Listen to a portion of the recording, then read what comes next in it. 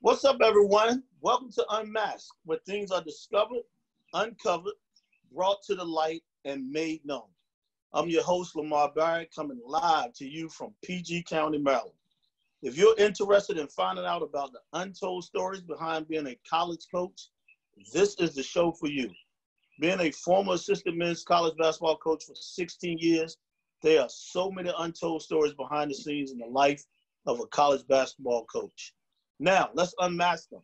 Today's guest is a longtime assistant, a great high school basketball player at DEMATHA and at the University of Maryland, a good friend and a DMV native, Duane Simpkins. And I got to throw DMV native in because a part of his early life he spent in Washington, D.C., another part he spent in Prince and PG County. I don't even think we say Prince George's anymore. We just go right to PG County. Shout out KD and Victor Oladipo for making sure it's PG County, not Prince George's. But and so, you know, like I said, Duane is a good friend, and kind of want to talk about his bio a little bit before I bring him on.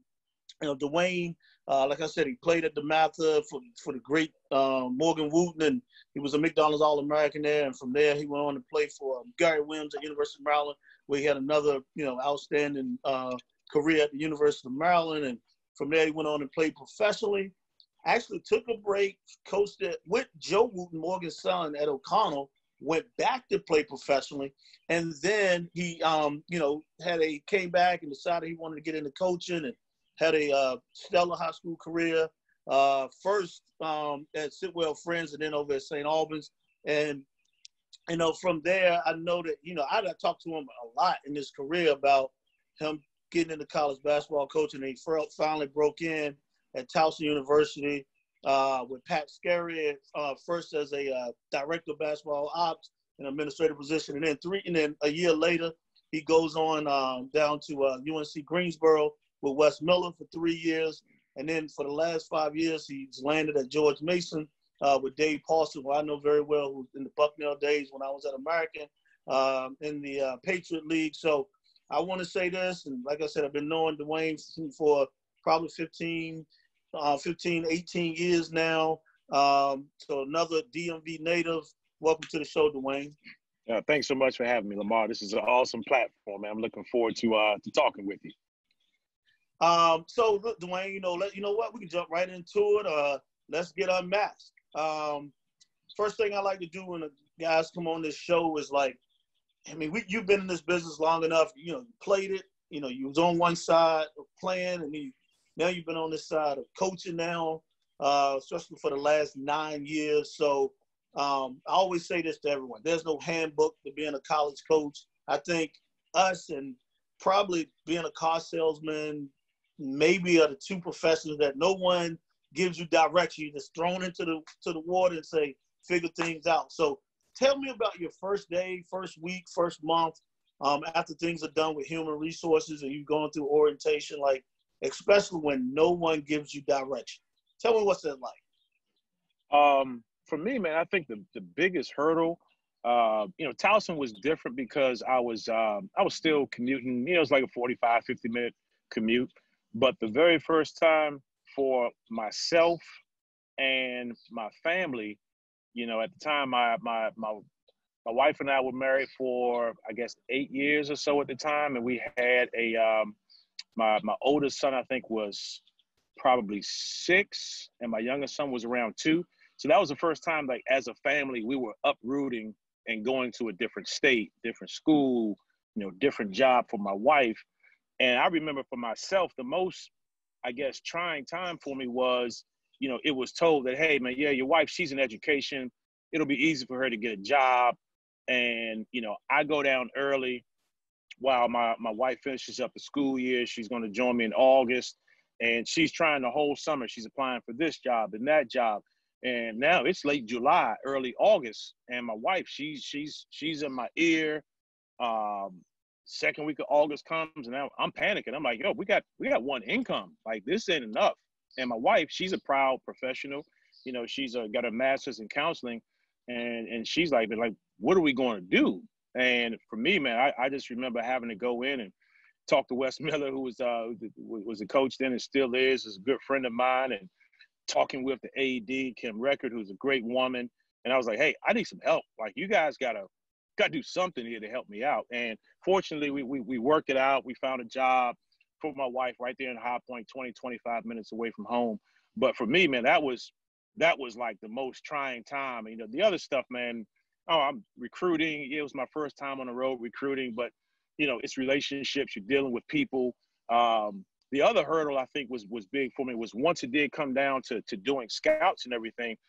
I had been a high school coach for 6 years, and you know, I only knew what I knew when it came to doing scouts and editing film. I didn't know the editing software that we used. I can't remember what we used at the time at Greensboro, but I remember doing my first film edit, and it was very basic, very generic. You know, you don't know what you don't know. And here I am, you know, Wes, if you know anything about Wes is very detail oriented. You know, he's got the whole Carolina system. He's going to do a lot of things that they did with Roy Williams and whom he got his stuff from Dean Smith. And, you know, I took it to him. He's like, what is this? So like, that was a whole education for me and everything. Like, yo, like everything's got to be, you got to take a step. But it was great, you know, because again, you don't know what you don't know. And I was fortunate enough to have a a head coach in Wes who helped teach me a number of those things that I just didn't know at the time. Pretty good stuff, man. That's pretty good stuff. Like, speaking of that, you talked about recruiting. Recruiting is the lifeline of college athletics. You know, not just basketball, but, you know, we always talk about it. You don't have good players, you don't win games. Or if you got, you know, you can have a good player with a bad attitude. I mean, but in this, you know, you don't win. So there's a lot of things that goes into it. But can you remember, like, what's your best or greatest, best and worst recruiting story?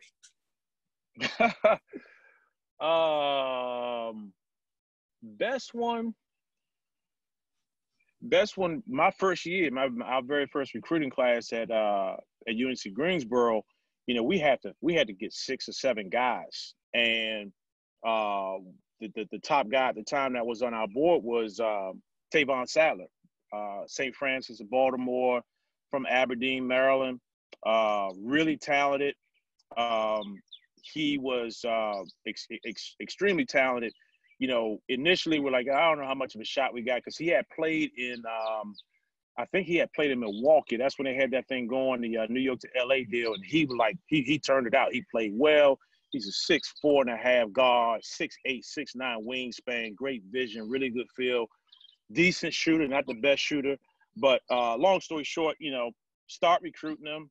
And Tavon, you know, he's a great friend of mine. He just called me about an hour ago now, but he's much different than what he was there. But at the time, man, he was like so on returning the phone call to both myself and Wes and this and that. And, you know, I got frustrated. You know, I was, and I carry some of this, I push it aside more now, but like in my mind, I'm like, yo, Slim, I was a McDonald's All-American. I played at the University of Maryland. Like, dude, like, you're good, but you ain't that damn good. You know what I mean? So I just remember being in, I was in Houston. I was down there recruiting, and a buddy of mine who I played overseas with is from Fifth Ward, Texas. So I do my deal, going to the games and everything. He scoops me up from the hotel, and we're just gonna go, you know, go kick it, go hang out. And we went to a buddy of his house in Fifth Ward. Man, Fifth Ward, Texas, boy. Fifth Ward is real deal. I had no idea. Fifth Ward is a real deal. So I'm in Fifth Ward, Texas, man, and it was like 11:30, almost midnight. And Tavon just popped in my head. I said, you know what, man? I'm gonna call this dude. And I'm like, either we're going to be in with this kid or out after this phone conversation. And I called him, and I was like, look here, dude. I'm tired of the lack of communication, the consistent communication. Like, I get it, you're a good ball player, but I can find another one of you. And I just went at him. And from then on, Tavon was responsive. And it's funny, I went back and I told Wes a couple of days later, I said, Coach, we're either going to be in with Tavon or we're going to be out. I'm telling you that right now. And he was like, well, what do you mean? I was like, I know kids like this. Trust me. Like, we're either going to be we're going to be just fine or not. But that precipitated a change with him, because he didn't have many people challenging him to that degree. You know, Nick Miles at St. Francis definitely did. But other coaches, I'm pretty sure, were just kind of like, tiptoeing around him and everything, letting him dictate everything. And I was just like, yo, like, if they don't work out, we're going to find another one. You know what I mean? But it just helped me realize at that point in time, like, hey, man, like, get in there. Let them know where things stand. You lose them, fine. If not, it may work out to your benefit. So that worked out pretty good. A bad story, Wes probably he won't mind me sharing this with you. So we were recruiting a big fella from Putnam Academy. And he was going to, he was going to be a senior. We're recruiting him, and we got a couple scholarships, but we got one for a big fella. And fly him down, him and his mom, great visit, everything's like really, really good. Mom's on board. She doesn't say it, but I know like we're in a good spot. We probably will get the kid. A couple of days later, he calls, his mom calls, says, hey, wants to commit and everything. I call Wes, done deal, got it done. He was like, Simp, man, I just got a call a couple of hours ago, man, from the other big kid we're recruiting, and he's from Carolina. And he was like, his thing was, hey, man, like, I really want to make inroads in Carolina. And I'm like, yo, coach, like, this one's in the bag. Like, this is done. And we all agree, like, he's not as tall as this kid, but, like, he's pretty damn good. So long story short, the kid from Carolina ends up committing, like, the next day. And I've got to call the mom. And, man, it was the most uncomfortable phone call I had, man. It was just, I call, I'm stuttering and stammering. And she's like, coach, spit it out. Like, what? You don't want my son? I'm like, it's not that I don't want him. And I got to talk about the whole dynamic of your roster and everything. But, long story short, man, that kid, he went on to have a pretty good college career at the school he went to. But that was a tough one, man. Because, one, I thought the kid was really, really good. And I'd done so much work to try to seal the deal, and we got it done. But, I'm sure you can attest to it, man. Everything's just not completely black and white when it comes to recruiting, when it comes to those situations. That is so true. You're 100% right. And I had a similar story like that, except we didn't take the local kid, took the kid from out of state, and still ended up being good, and it worked out, and went to the NCAA tournament with that kid as a starting four-man. So it kind of worked out. It worked out, but our situations are, we took the non-local kid, and so trust me, I've been in that. I've been in that situation. Like you've been, like I said, you played at the highest level from at the high school standpoint with DEMATHA and playing in the ACC, and then coached very good basketball in high school basketball in DC, and then you get into coaching. But what did you have to give up achieving your current level of success? Playing golf, you can chalk that up. That traditional quality time with your wife, your family. And when I say traditional, meaning, my youngest son, his birthday is second week of April, and every year that he's been here, I'm recruiting during that period. So, the birthday has to change on the calendar, so things like that are different.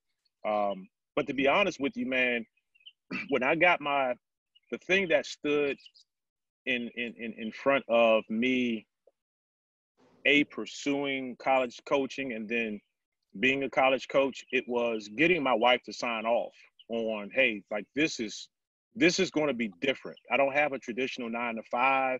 Your girlfriends who talk about they have a date night every Friday consistently, like, that's not what we do, but I think by the time I had already finished my 2 years at Sitwell, by that after that third year, my wife was like, okay, I'm supporting your dream, whatever, what you want to do. And it was hard. It was not as easy as I thought in terms of breaking in. A lot of people have this perception that, hey, because you played at a high level and you're respected and everything, like, hey, you should just be able to get a college job. And that's not the case at all. And I had an opportunity to, we've got some great AAU programs in this area, as you know, DC, there's Assault, At the time, Team Takeover, I had some opportunities to coach with those organizations, and I didn't do it in large part because I felt that I would be, quote unquote, aligning myself with one over the other one. And I knew that it was going to prolong, me getting my foot in the door and actually getting a job at the collegiate level. But I was willing to deal with that because I was always thinking long term. It's not a sprint, it's a marathon. And I needed to have, quote unquote, alliances with everybody in the DC area. Not to say that if I did hop on with Takeover or DC Assault that I could not recruit the other ones, but that was my mindset at the time. But again, I think the most important thing, man, was getting my wife and on board with supporting my dream.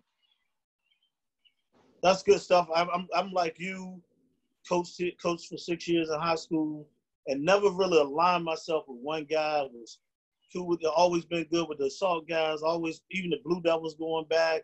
Yeah, Blue Devils. It was Takeover. Whoever it was like you can't, if you get locked in with one, like everyone looks at you differently when you try to go recruit their kids. So I understand truly what you're saying, and I think that's the way you do go about it. A lot of times it's like, you just not showing loyalty to one, but being like in with everyone. That's a great quality to have.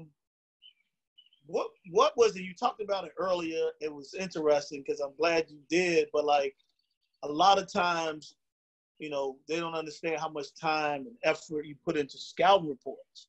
You spend a lot of time, and you can always tell who scout report is during the game. Because when the guys aren't doing stuff that you done went over a million times, you jumping up and down. You're a little bit more vocal when it's your scout. So, right.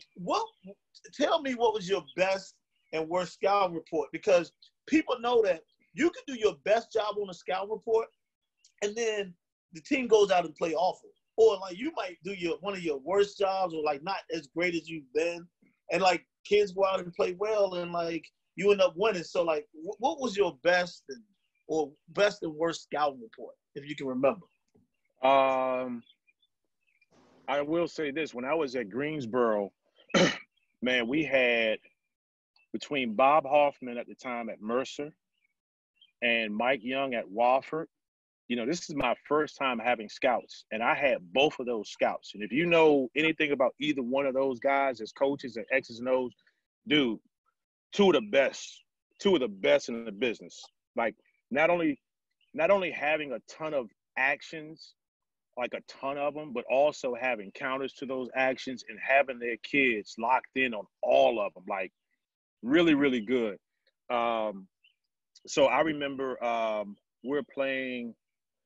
Oh, Will Wade. Will Wade was at Chattanooga at the time. I remember we're playing Chattanooga at Chattanooga, and it's my scout. And I had everything covered, but I knew there were like one or two plays that like they didn't run it enough, so you didn't necessarily hit on it during preparation with your guys, because there's a fine line. You want to give them enough information, but not too much. And there were like one or two things, one in particular that stands out that I was like, that's just too much, but I'm close to putting it in. Well, long story short, it's a 2-point game, or maybe it's a tie ball game. And like they were rolling at the time. Like they might have had one loss in the league at the time. We weren't that good. So this would have been a huge win for our team and for our program at that time. And that particular action, they ran and got a basket off of it. And I just remember I was on the bus and I was so pissed. I was in tears. And Mike Roberts, who was our assistant coach at the time, who's at Indiana now, Mike's a great friend, man. And he was like, "Sip, man, like, you got to let it go, man. You can't beat yourself up, man. Like, we lost it as a team and everything." But I just really felt like, dude, even if in walkthrough, earlier that day, I had mentioned it and had our guys walk through it for 30 seconds, that could have been the difference between us winning that game or possibly going into overtime, but we would not have lost that game because we would have been better prepared for it. Best one, shucks, could have been, this year's game that we had, man, like against VCU. We started the year really, really well. We're 11-2. Justin Kier, who was last year was second team all A10. He was most improved player. He was our leading returning scorer, rebounder, steals, minutes played guy. He breaks his foot in the preseason. But we know we're going to get him back probably 6 or 7 games into the season, which we did. You know, he was on minutes restrictions and everything. And we get into A10 play, and I think we go, we lose our first one on the road at VCU, and we turn around, we lose one. And then the very next game we play LaSalle at LaSalle, and we have a great win. We were playing. I'm like, yo, I knew we were going to be good this year. This is going to be good. Well, he breaks his foot the next day again in practice, and we had to start from scratch. We changed the offense and some of our defensive schemes. So I was like, hey, like, we knew we were going to take some losses, but we were hoping that late in the season we can kind of get our footing. But fast forward, we're playing at VCU. We're not, you know, our record is whatever it is at the time. We're just trying to keep our head above water. VCU's got it going. We knew they're talented, well coached by Mike Rhodes. And it's my scout. I've had the VCU scout every year since I've been here. And, man, our kids, man, executed everything to a T. Now, granted, you know how it is. You got to make some shots and everything else. But some of the things that they were doing, whether it be a sideline out of bounds, that you knew they got at least 2 or 3 points off of every single game of the games that you watched. And you're like, yo, we guarded that well. We guarded their stuff coming out of the timeout. Hey, they like to slip Santos Silva as he sprints to the screen. We got to be ready for it. And we were on all of that stuff, man. And, like, our guys played so well. We executed well. We took care of the basketball. And that was a highlight win for us last year. We didn't have a ton in conference last year, but that win right there, man, it was like, you know, it gave our guys some confidence, but it felt really good to know that we prepared, and we prepared well. We executed pretty well.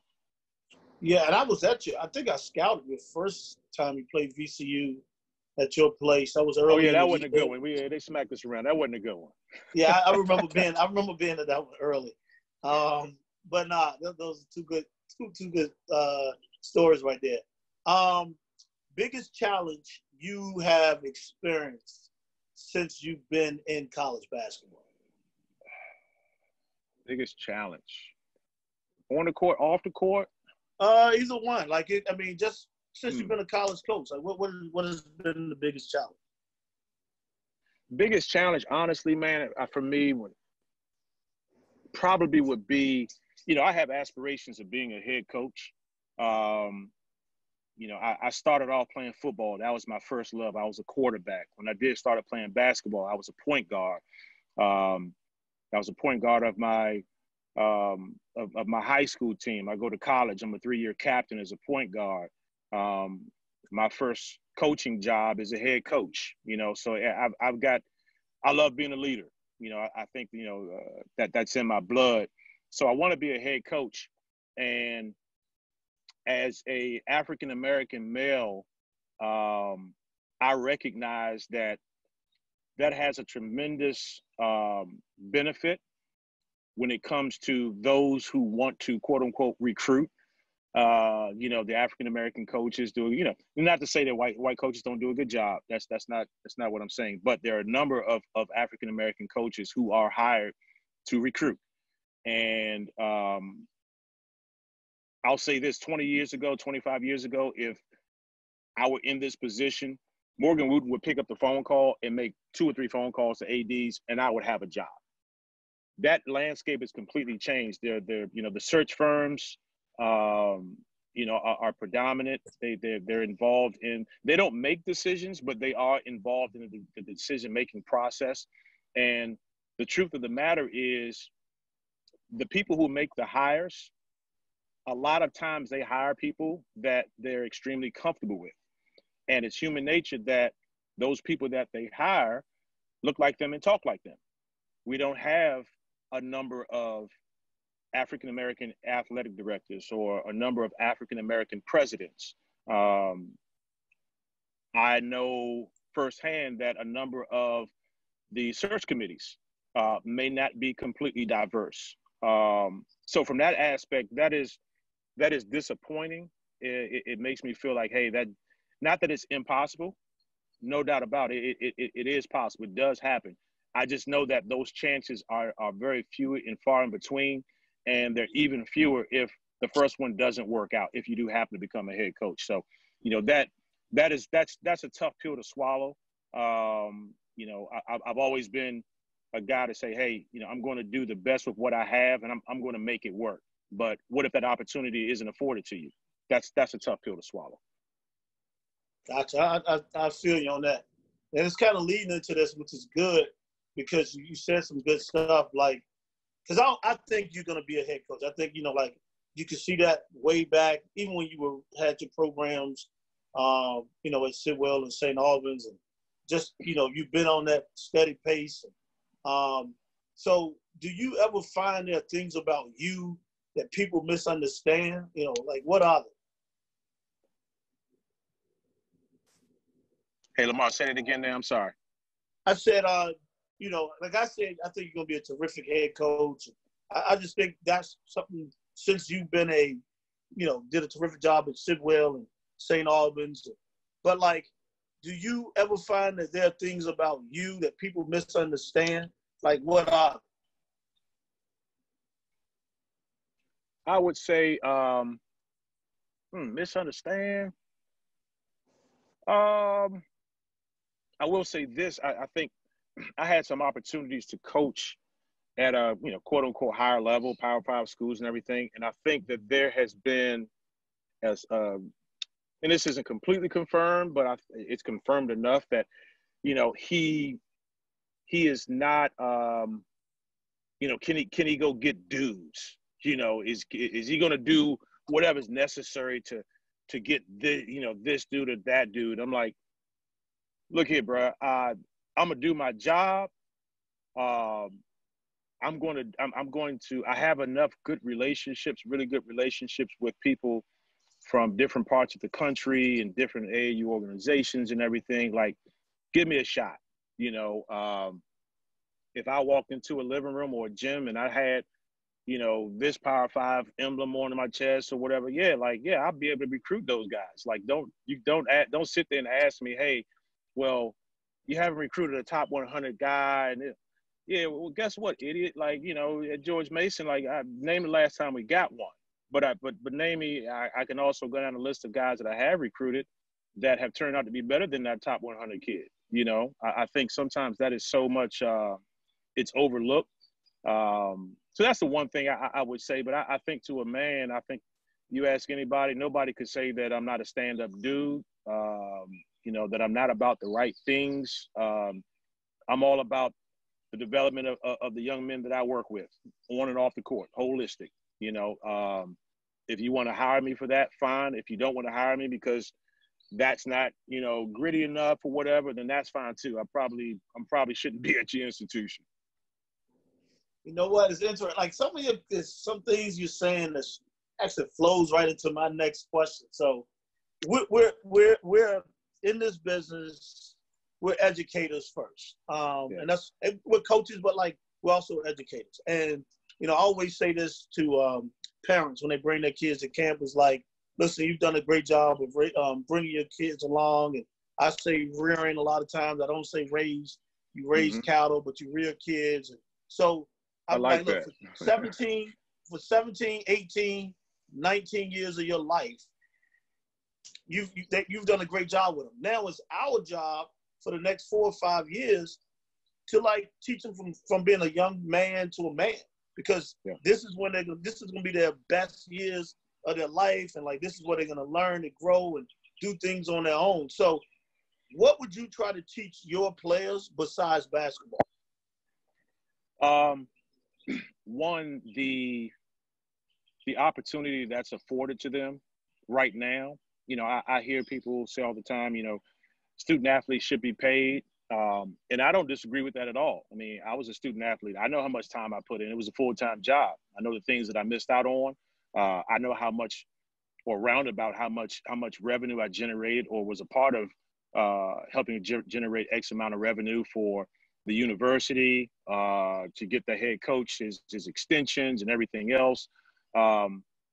So beyond that, it's incumbent upon me to really stress to our guys that, hey, are you getting paid? No. It's a two-way street. The school is going to use you, for lack of a better term. You got to use the school as well. You're on a campus of over 30,000 students from around, not just the country, but around the world. You are being given a platform from which you can network with different people from all walks of life, different ethnicities, different socioeconomic backgrounds. Like, this is invaluable. You have people who take out hundreds of thousands of dollars of student loans to have this opportunity that you have, not to mention going to different parts of the country and even the world to play the game of basketball and put yourself in position to, like, potentially play NBA or overseas or whatever it is. But beyond that, one of the things that I'm really big on, man, is so many times we talk to our guys and we know they want to play professionally, and we say, okay, well, you got to have a plan B. Let's have you look at coaching or what have you.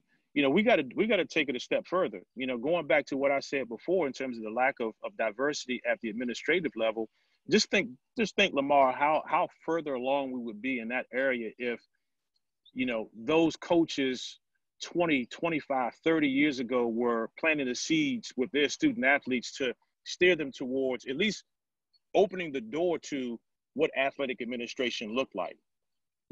I'm working with a young man on my team right now, and I'm educating him on the profession of being an athletic director. I put him in contact with a good friend of mine who's a D3 AD. He's moving up fast. He's going to be a Division I AD sooner than later.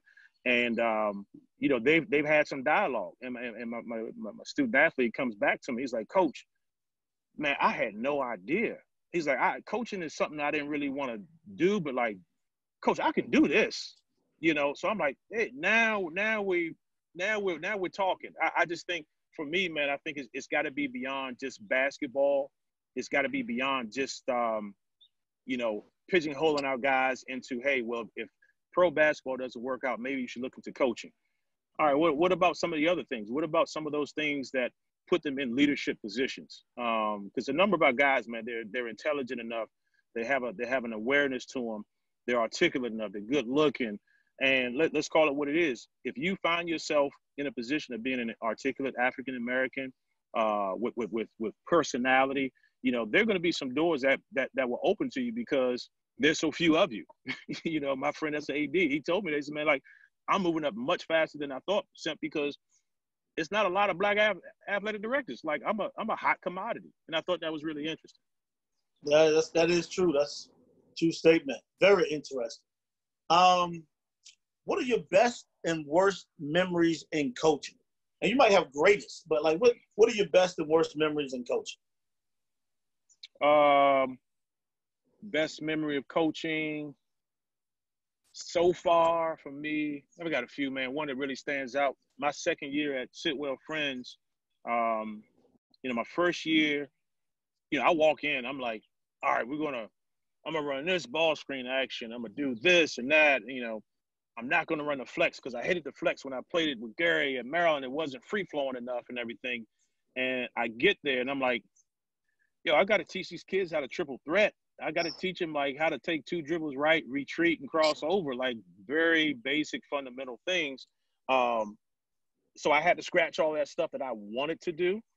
And, the first year, we lost to Rico Reed in Flint Hill in the championship. And then the following year, we had pretty much our whole team come back. And non-conference, we played the Gonzagas, got smacked around, but every game, every month, we were getting better and better and better. And we actually went 16-0 in conference and ended up winning the conference tournament. It's the first time they had won it in like 38 years or something like that. That was really fulfilling, man, because I knew where we were just over a year before that when I walked through the door. And now it does two things. It makes you feel good, but it also gives you an inflated sense of, like, how good of a coach you are. I'm like, oh man, like, I got this thing figured out. Like, yeah.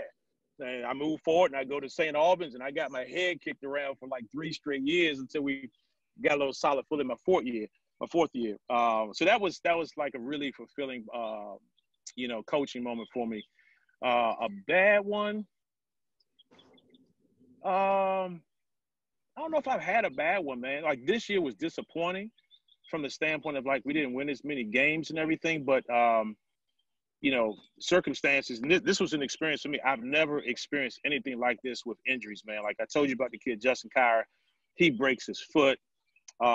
We have another senior who the year before had made 3 game-winning shots, all within like a 10-day span. Average 9 points a game, great off the bench, tough kid. Well, his wrist is broken. He didn't play a game last year. Our backup point guard, who staying in place of Justin Kyra when he was hurt, was our leading scorer at 16 points a game, shooting 44% from 3. Like he's got it going. And the day after Justin breaks his foot, this kid is starting to get sick, and he's out for 3 weeks with pneumonia. And we think now it could have been damn corona for all we know. But all those things, man, like I'd never been a part of something like this in my life with a team. We had 8 scholarship guys we played with this year. That was really tough. Yeah, that's tough, man. When you don't count injuries, like being an issue, but then like it's part of the game, and yeah, nobody cares either. Nobody cares. Nobody. What was the most, or what has been the most stressful situation you have faced? Shucks, man, it's funny. It's very timely. Probably this past week with the George Floyd murder and all the backlash and responses and everything. I mean, this has been a very trying time on a couple different fronts. One, for me personally, I saw that on a Tuesday, and I had no idea what it was. I was just on Twitter before. We had a Zoom call like in about an hour. So I'm on Twitter, and I see it, and I click on it, and I'm just like, in my mind, I'm saying, oh, it's another one of these videos. So I'm sitting there watching it, and I'm thinking like, at the end, I'm going to read that, hey, the guy needed to be resuscitated, and like, he came to, and like there's going to be an investigation into the police brutality, what have you. And then you realize, like, no, he died. And I was hurt when I saw it. I was frustrated, all of those emotions.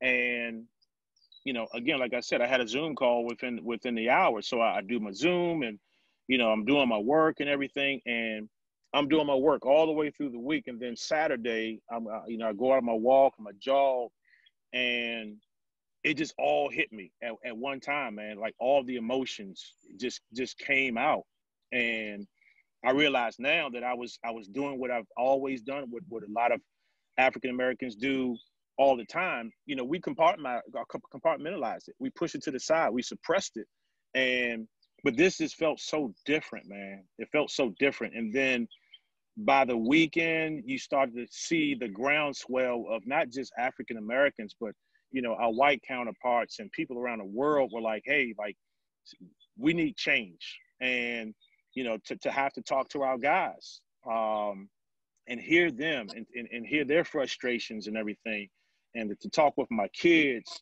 about the situation.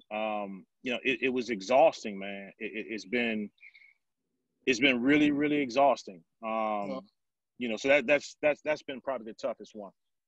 That's deep, man. That's deep, because you don't think about that either. I mean, so especially you, like how the kids dealing with it.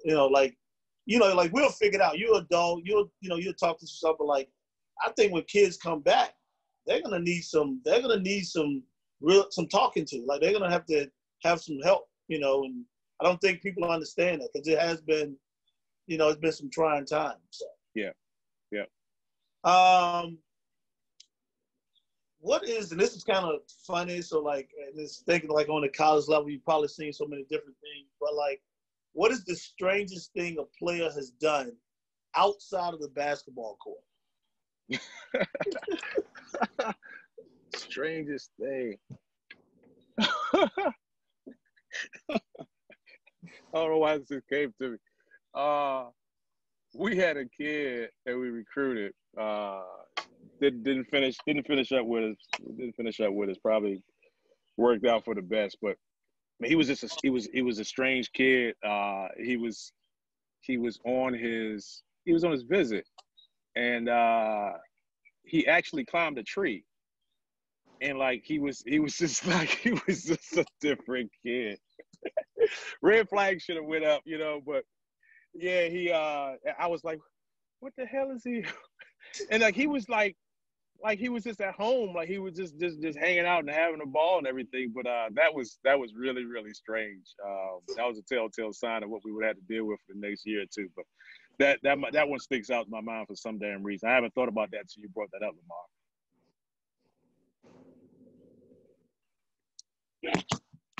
Wow. That's all you can say is wow. You've worked for. Hey, this is good. Hey, this has been really therapeutic for me, man. This is these conjuring up memories that I suppressed in the back of my mind because I'm like, I don't want to deal with that. And you say that, and that's what everyone says is, wow, this is actually pretty good for therapeutic wise. Yeah. You worked for some good guys. I know you was with Pat Scarry. Like I said, Wes Miller, who's young, and I don't even say he's young anymore. Like one of the brightest coaches in the business. Towson has a mind. Like I only think I beat him one time when I was at American and he was at Bucknell for 3 years. Like, and he just has he has a basketball mind. But like, if you had a chance to work for anyone, and like I said, I'm glad you said this earlier. I think you're gonna be a head coach one day. I just think your turn is coming. But if you had a chance to work for anyone in men's college basketball, who would that be? And it doesn't have to be another head coach, or it could be someone at the highest level, but it could be an AD. Like, who would that be? Like, who would that be and why? Wow. Shoot. Because I know you love George Mason, so I mean, I'm not. Yeah. Austin can't kill you for this one, but yeah, right. I've always been a Jay Wright fan. I have more insight into not only the X's and O's, but also just the culture building and mentorship and stuff like that, because we've had a number of kids that I'm close with their families and they play for Jay, their kids play for Jay and things like that. So I've always been a fan of Jay Wright. I think Wes does a heck of a job down at UNC Greensboro. We'll work for Wes again. Dane Fisher at William and Mary, because I know the type of person he is. I know what he's about, sharp basketball mind, and he listens. Like he gets it. He knows what he doesn't know. He'll let you know that he doesn't know it. Not a lot of guys have that trait, to be honest with you. Administrators. It's funny. Samantha Hughey, who's at William and Mary. I got a chance to really chop it up with her. I know what she's about. She's one of the administrators that when you ask that question, she comes to mind as well. It's good. Like, I had a chance to see Dane 2 or 3 times this year, and I thought he did an awesome job. I was looking at the big kid they had scouting, and he did a terrific job with what he had and what he inherited when he took over. And like for him to be in a position, towards the end of the year, they had a great start in that league, and to be where they were early and still have a chance to at least win the conference regular season. That was kind of huge for him. I thought he did a terrific job, and his future's bright, definitely bright. Yep. Biggest accomplishment you have ever experienced since you've been a college coach? Biggest accomplishment.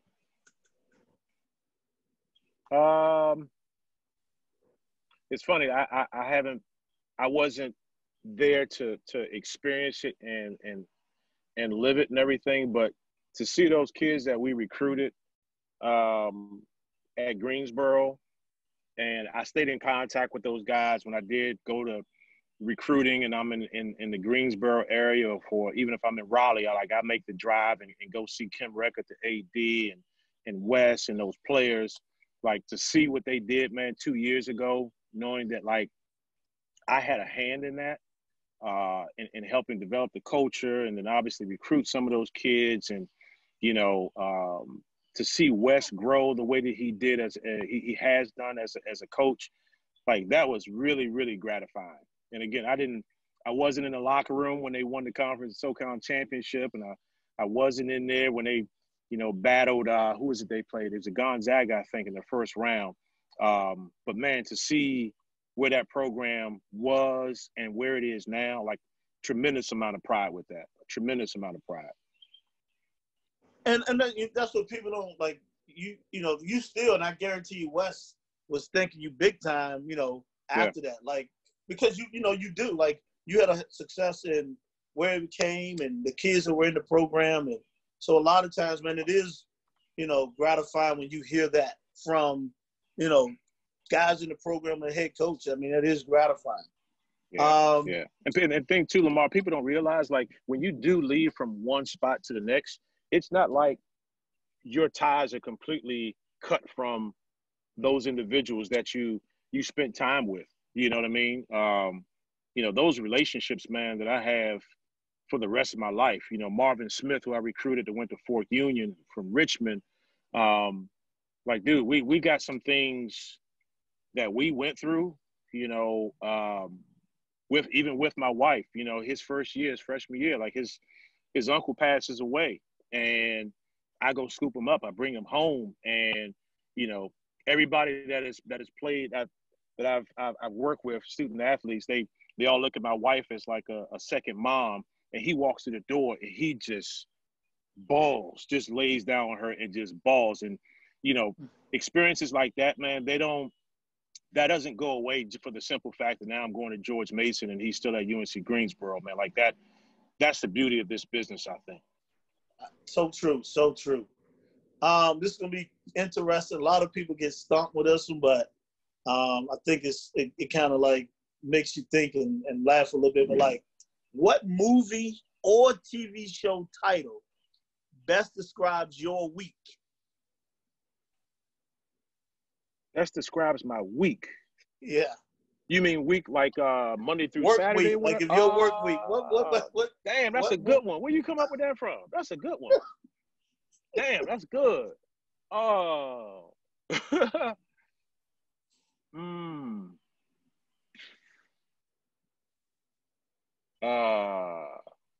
Man, I'm gonna say,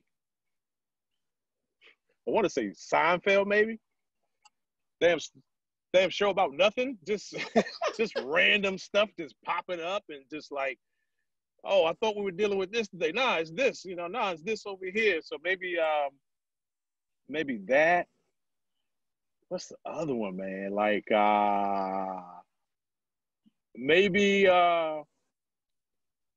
in the locker room, maybe like Blackish, maybe, Sure, I can't think of anything else. That's a tough one. I got to circle back with you on that one. That's a great question. Great question. Two good answers, though. Seinfeld, Blackish. I mean, those are two good answers. Two completely ends of the spectrum too. Yes, it is. So, like, you've been around, you've heard, as long as you've been playing and been in coaching now, you might have picked up something here and there. Like, what's your favorite word or phrase you might like say to the players, or just walking around, like anything? Like, what's your favorite word or phrase? I love the saying, man. Coach Wooten used to say it all the time. Inch by inch, life's a cinch. Yard by yard, life is hard. Like, every day is a process, and you just chip away. If I wasn't exposed to that and have that really ingrained in my DNA, I think I would have tried to cut corners, as a player. I would have tried to cut corners as a dad, as a husband. I would try to cut corners when it comes to coaching, you know, try to do it as fast as I can, and, you know, damn the ramifications behind it and everything. That's been a real big one for me. And I try to impart that on the young men that I work with, and definitely my two boys that are 16 and 12. Awesome. Great words, man. Coach Morgan. Coach had a ton of them, man. I go down the list. Coach had a ton of them. What's the best piece of advice you've ever been given?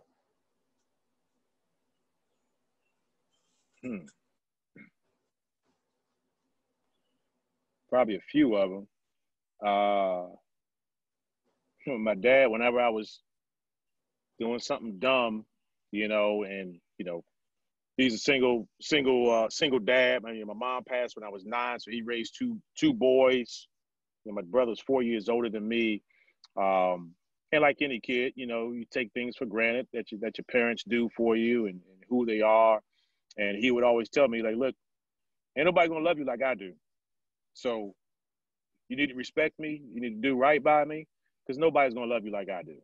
And 100%. Like, I've had great coaches and everything else. Nobody's gonna love me like my dad.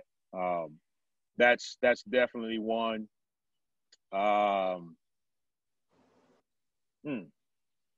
That's the one that stands out the most, man. Got to tip my hat to my pops. No doubt about it. That's real good stuff. I mean, it's simple, but it's truthful. You know what I'm saying? So yeah. I like that. Where's your happy place? Like, a lot of people, like, I tell people this, like, and I kind of stole it from a friend, actually Rasheem Davis. And I used to I'll call him. I'm like, where are you, man? Or text him. I'll call him and he'll text me back like, I'm in therapy. So I automatically knew what that was. He was in the movie theater. Like, he'll leave work and go to the movie theater, but alone in the movie theater. So I started doing the same thing, and it was like, yo, that was my happy place. Like, so like, where is your happy place?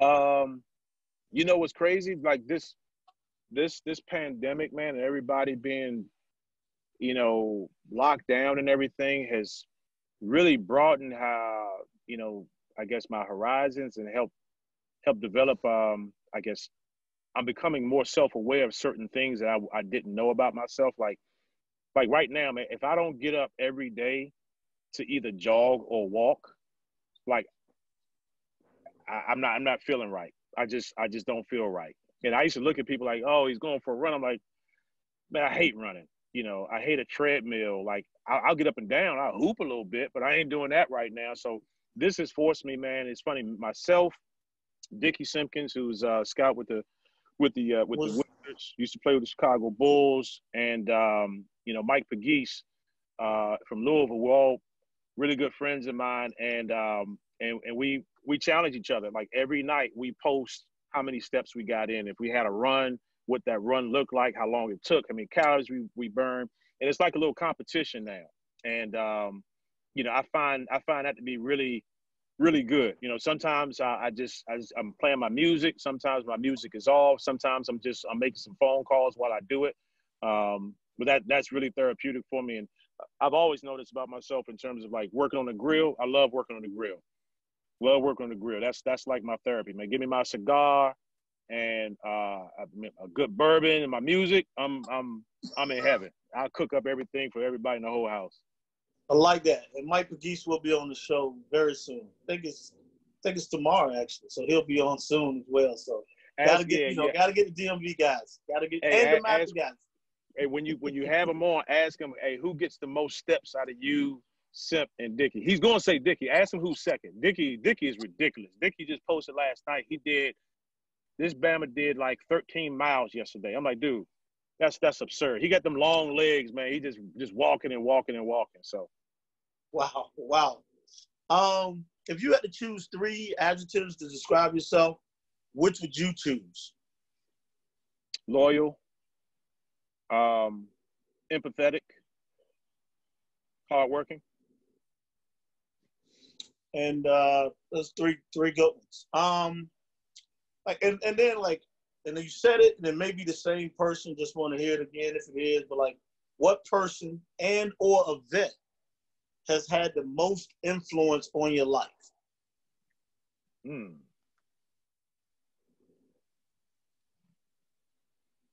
Definitely my dad. And I guess it coincides with the event of the passing of my mom. 9 years old, Southeast DC. If you know anything about Southeast DC in early 80s, like for me as a child, like with all the stuff going on, that was just like, all right, it's still my neighborhood. This is still home for me, But my mom, she dies of breast cancer in 83. And then I want to say 2 or 3 years later, I come home from spending the night over my cousin's house, me and my brother, and there's a U-Haul truck in front. And, we walk in like, what's going on? Pop's like, we moving. And if you know my pops, he's just straight, like, there ain't a whole bunch of fluff to it. It's like, we moving. And like, in my mind, I'm like, damn, well, we ain't talk about this. Like, and years later, he's like, dude, I ain't had to discuss nothing with y'all. Like, I got the insurance money. We moved to PG County. Like, I couldn't raise both of you guys in Southeast DC. Something wasn't gonna happen. Something wasn't gonna be good for the next 2 or 3 years with everything that was going on. So, I tipped my hat off to him, man. At the time, I didn't understand it, but as a dad now, and rearing my children, like you say, like I get it. I get it. Because if that didn't happen, I very well could have still been here. But chances are, looking at where a number of my friends, where they ended up and where they are, I think things very well could have been drastically different. Great story, man. I like to always ask this. I ended with this. You kind of said something a little bit about it earlier, but like, knowing what you know now, what would you tell your young self to prepare for as an assistant coach? Or younger self?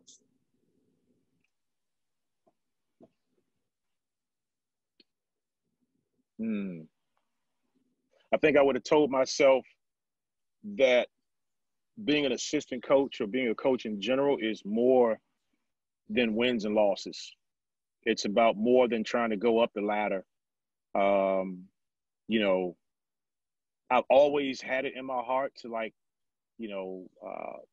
be a positive impact for the student athletes I was working with and everything. But honestly, at the time, it was about the next step, the next thing. And I would have, looking back on it now, I would tell myself that pour into your kids right now. Those families, those student athletes that you work with, like, pour into them. I would have made a much more concerted effort earlier on to, in addition to teaching the ball screen coverage or how to read a ball screen, I would have also brought, articles to them about, Black Wall Street in Tulsa, Oklahoma in 1921. I would have been more proactive in getting together with that kid or two that I say, you know what, he's got great leadership ability, great leadership qualities. Let me walk him across campus and sit down with our assistant AD to see if being an administrator in college athletics is something they may be open to. Just all those other things, man, that help our student athletes grow beyond just basketball. I would have been much more proactive much earlier when it comes to things like that. That's good stuff right there, man. Hey, Duane, I want to thank you again, man, for being a guest on the show and being unmasked. Is there anything you want to leave, some jewel or something you want to leave with the viewers before we go? Man, just, obviously there's a lot going on in the world right now. We've all got to do this thing together. The days of being lukewarm, down the middle, on the fence, those days are gone. You're either in or you're out when it comes to fighting for equality, fighting against police brutality. If you're trying to walk down that fine line between, saying that things are wrong, but at the same time, not saying too much so that you don't ruffle your supporting base or, your boosters or whatever, you might as well say you're just like, I don't know the cop's name, the Asian cop who had his back to the cop who killed George Floyd. You're complicit. You might as well say that you're part of the problem. If you ain't part of the solution, you're part of the problem. And it's time to get off of that fence, and it's time to lock arms with your fellow African American, your fellow white person. Doesn't matter. We're all human beings. We all have to come together to affect some positive change moving forward. Hey man, I thank you for that, man. And thanks again. And I want to say thank you, viewers, for watching another great show. Stay tuned for the next guest as we get them unmasked. See you next time, and stay safe.